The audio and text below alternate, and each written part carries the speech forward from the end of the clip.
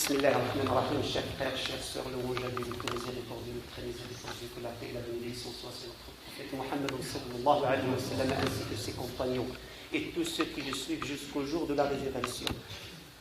Dieu dit, et pour celui qui aura redouté de comparaître devant son Seigneur et préserver son âme de la passion, le paradis sera alors son refuge. Celui qui craint Allah subhanahu wa ta'ala, celui qui laisse ou évite quelque chose pour Dieu, subhanahu wa ta'ala, Dieu la lui remplace par ce qui est mieux dans sa religion et dans sa vie. Quelle que soit la vie, individuelle ou en famille, avec des enfants dans la société. Ce qui doit prendre sa place dans notre logique et aussi dans notre éducation à nos enfants, c'est très important. C'est important de comprendre et de faire aussi comprendre que le paradis nécessite des efforts pour y aller et c'est tout un chemin aussi ou avec dans cette vie d'ici-là. Un des gens de science dit à son fils, sache que la résidence ou le vécu dans ce bas monde nécessite la pensée, réfléchir, pour travailler, pour apporter de l'argent, pour subvenir à tes besoins. La réflexion pour vivre et la résidence ou le vécu dans le paradis nécessite le rappel d'Allah subhanahu wa ta'ala. Et nous sommes trop préoccupés par la pensée pour ce bas monde que par le rappel d'Allah subhanahu wa ta'ala. Il lui dit, si tu passes des moments sans se rappeler d'Allah subhanahu wa ta'ala, sans te rappeler d'Allah subhanahu wa ta'ala, alors précipite-toi de réveiller ton cœur, si ce n'est que par subhanallah, astaghfirullah al-azim. Et l'oubli et l'inconscience, chers frères, chères sœurs, est une maladie qui touche toute l'humanité, y compris les musulmans. Et le rappel d'Allah subhanahu wa ta'ala est la guérison. Plus le cœur est purifié, plus il est juste, avec une douceur. Plus que le cœur est doux, plus il est privilégié et il est élevé des rangs. Plus il est élevé des rangs, plus il est motivé et éveillé, plus il est motivé, plus il fournit des efforts. Et s'il fournit des efforts, pour Allah subhanahu wa ta'ala, il sentira les odeurs du paradis. Et la femme comme l'homme, quand elle néglige sa santé et de s'occuper d'elle pour son mari, de sa famille, de ses enfants, elle devient injuste envers elle-même et elle désobéit à Allah subhanahu wa ta'ala. Il ne protège pas son mari. Le mari, quand il se suffit de ce qui est licite et il est satisfait de sa femme, il présente à la société quelque chose de précieux, à sa famille tout d'abord et à son épouse. Mais dans le cas contraire, il est déstabilisé. Il ne pourra pas apporter un bien-être ni à lui, ni à sa famille, ni à sa société. Et la femme adore Allah subhanahu wa ta'ala de ce que Dieu a fait d'elle ici dans ce bas monde. C'est comme l'homme, pareillement.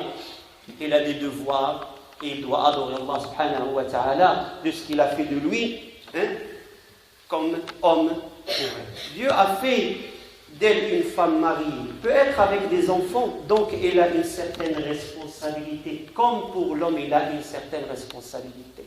Elle a une certaine responsabilité envers son mari, comme lui il a une certaine responsabilité envers sa femme et ses enfants. Il adore Allah subhanahu wa ta'ala à travers cette responsabilité d'être juste. De même pour l'homme envers sa femme. Les femmes d'aujourd'hui font attention, elles prennent soin d'elles pour les autres. Et ils oublient leur mari. Et c'est une énorme désobéissance à Allah subhanahu wa ta'ala. Et il est un grand péché. L'obéissance au mari est une forme de valorisation et d'amour. Et non pas une contrainte ou un ordre qui pouvait ou qui pourrait venir du mari. C'est ça la grande confusion qu'on peut avoir. Ce qu'on croit qu'il doit nous obéir, il y a beaucoup d'hommes qui disent « Alors, mais tu dois m'obéir si tu veux rentrer au paradis. » Tu n'as aucun droit de lui dire. C'est sa foi qui doit lui faire parler. La femme, quand elle parle d'une vision juste et claire, il n'y a pas d'injustice. La femme égale à l'homme tout à fait dans les engagements, dans les honneurs, dans la responsabilité, et qu'il est aussi créé pour un paradis large.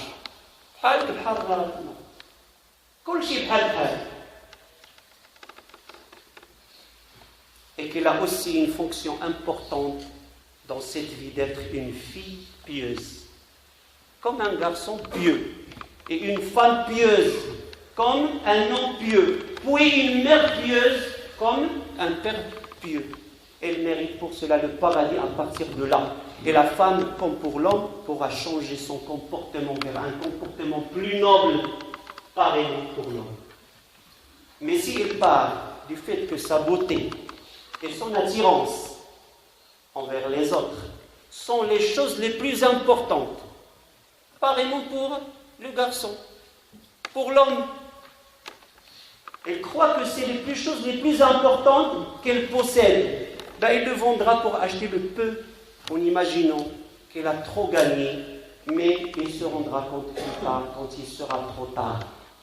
La remédiation arrive à travers l'explication, à travers la conviction, comme le prophète sallallahu alayhi wa sallam nous a enseigné, comme il a dit le prophète alayhi salatu wa sallam, enseignez et n'agressez pas. L'enseignant est meilleur que l'agresseur. Ce sont les paroles du prophète alayhi salatu wa sallam. Donc il faut qu'on ait une vision juste de notre religion pour pouvoir éduquer aussi nos enfants. أقول قولي هذا اللهم اهدنا واهدنا واجعلنا سببا لمن اهتدى. اللهم طهر قلوبنا من النفاق واعمالنا من الرياء. اللهم يسر امورنا وامور المسلمين اجمعين. اللهم اهدنا واهد اولادنا واهد زوجاتنا واهدهم الى طريقك المستقيم برحمتك وجودك وكرمك يا كريم. اللهم امن روعاتنا واختم بالباقيات الصالحات امالنا. اللهم يسر امورنا وامور المسلمين اجمعين برحمتك وجودك وكرمك يا كريم.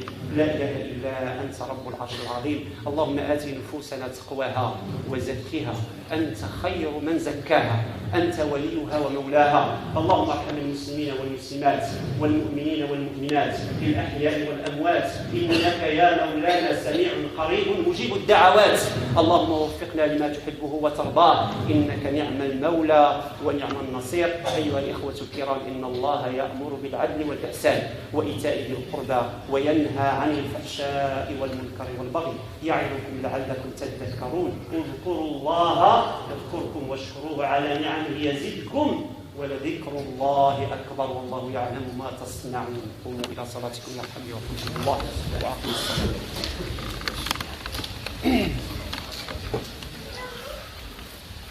الله أكبر الله أكبر. أشهد أن لا إله إلا الله.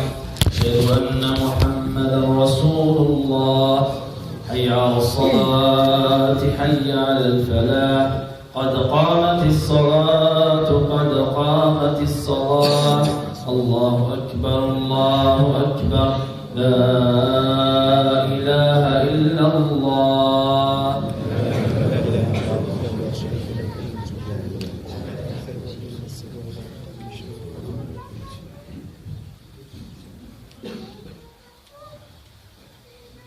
الله أكبر.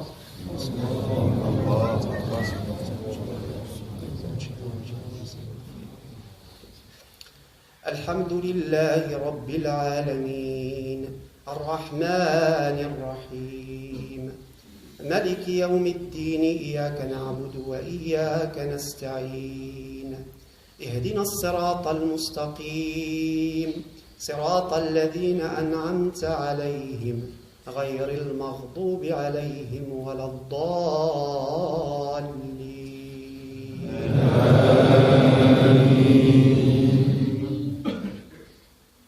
والشمس وضحاها والقمر إذا تلاها والنهار إذا جلاها والليل إذا يغشاها والسماء وما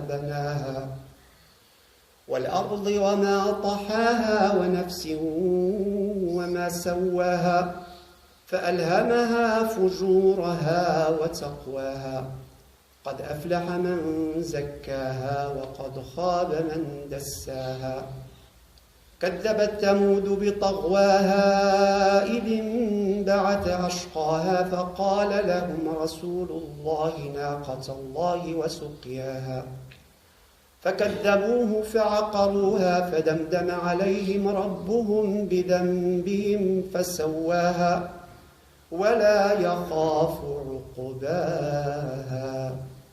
الله أكبر.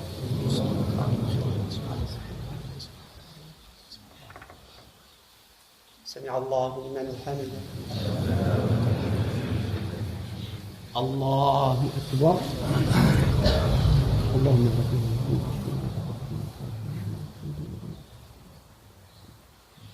الله أكبر. الله أكبر.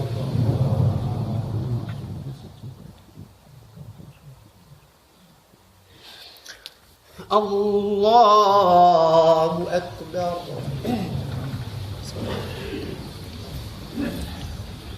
الحمد لله رب العالمين الرحمن الرحيم ملك يوم الدين إياك نعبد وإياك نستعين اهدنا الصراط المستقيم صراط الذين أنعمت عليهم غير المغضوب عليهم ولا الضالين.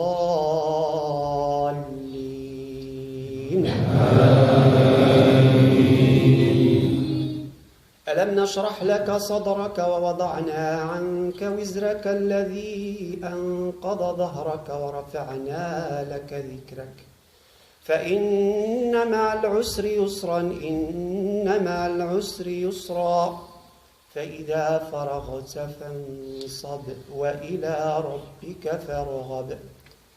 الله أكبر.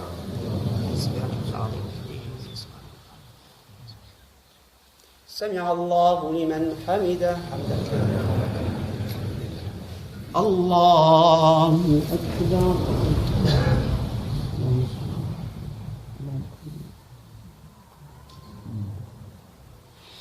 الله أكبر. الله أكبر.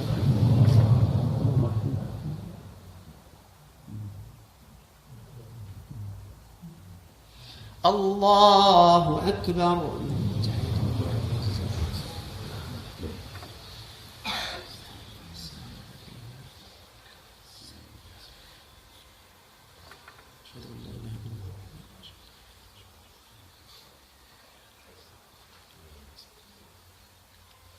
اللهم صل على محمد وعلى آل محمد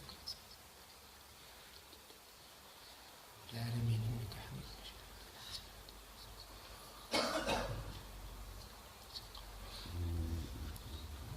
السلام عليكم ورحمة الله. السلام عليكم ورحمة الله. السلام السلام تبارك ذا الجلال والإكرام. استغفر الله.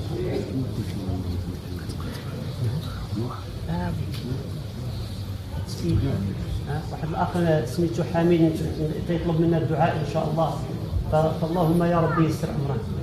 اللهم اشفيه هو الشافي الله سبحانه وتعالى. اللهم اشفيه من كل داء. اللهم اشف أنت الشافي لا شفاء إلا شفاء لا يغادر سقما. اللهم اشفنا واشف مرضى المسلمين أجمعين برحمتك وجودك وكرمك يا كريم. اللهم اصلح حاله يا أرحم الراحمين. يا ربي صبر أهله ويا ربي وتب عليه إنك أنت التواب الرحيم. اللهم اغفر له برحمتك وجودك وكرمك يا كريم. اللهم اغفر له وللمسلمين أجمعين إنك أنت السميع العليم. لا إله إلا أنت رب العرش العظيم. وصل اللهم وسلم وبارك على سيدنا محمد وعلى آله وصحبه وسلم تسليما كثيرا. سبحان ربك رب العزة عما يصفون. سلام على المرسلين الحمد لله رب العالمين.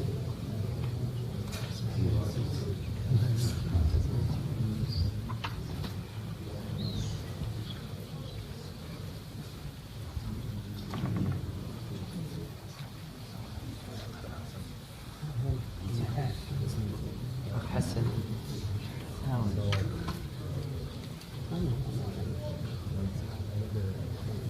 يحفظ أخي حسن. الله يحفظك. أنا جوزك الميكروفون. هو قلت له الأخ حسن. الأخ حسن معكم من مكتب المحرم. جزاكم الله خير. فيجوز لكم. تفضل. السلام عليكم أيها الكرام. أنتم أخوكم حسن من المدينة المكرمة أمام الكعبة المشرفة. أقول خير التسليم إن شاء الله تعالى يسر كنتم الخير de la mosquée Haram. Et Inch'Allah ta'ala, je vous fais des invocations comme il y a beaucoup de frères qui m'ont demandé de faire des invocations. Alors je le fais en direct. Allahumma ya Rabbi as'aluka ya man jalal al-akram an tusahhil ala kulli abdin wa ukhtin bi ziyarati hadha al-maqam. Allahumma sahhil lana ya rahman. Allahumma la tahrim ahad wa la ukhbir bi ziyarati hadha al-maqam al-karim. Allahumma ya Rabbi ya ذا الجلال والإكرام. اللهم إن هذا المكان بإجابة الدعاء. اللهم يا رب سهل على كل مسلم ومسلمة. اللهم بارك لإخواننا في صحتهم وبارك لهم في أعمارهم وبارك لهم في أولادهم وبارك لهم في أعمالهم وبارك لهم في دينهم يا ذا الجلال والإكرام. اللهم إنا نسألك يا أرحم الراحمين أن لا تأخذنا إلا وأنت راضي عنا جميعا يا الله. اللهم احفظ صفوفنا واجمع شملنا. اللهم اترك الشياطين من بيننا. وبارك الله لكم إخواني وأخواتي وأرجو الله عز وجل أن يعجل لكم بالمسجد هذه الأماكن الطاهرة بإذن الله عز وجل. وجزاكم الله خيرا. أخوكم حسن وأحبكم في الصحبة qui vous aime en Allah, qui a fait des doigts pour vous, qui continuera à faire des doigts pour vous tout le long de ce séjour, Inch'Allah ta'ala. وجزاكم الله خيرا وأكرمكم الله. السلام عليكم ورحمة الله وبركاته.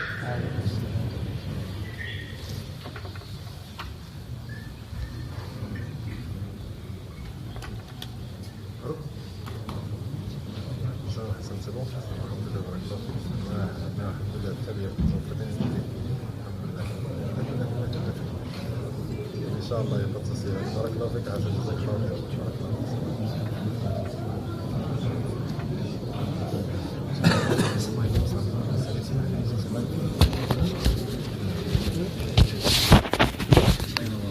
الله يحفظك يا أخي.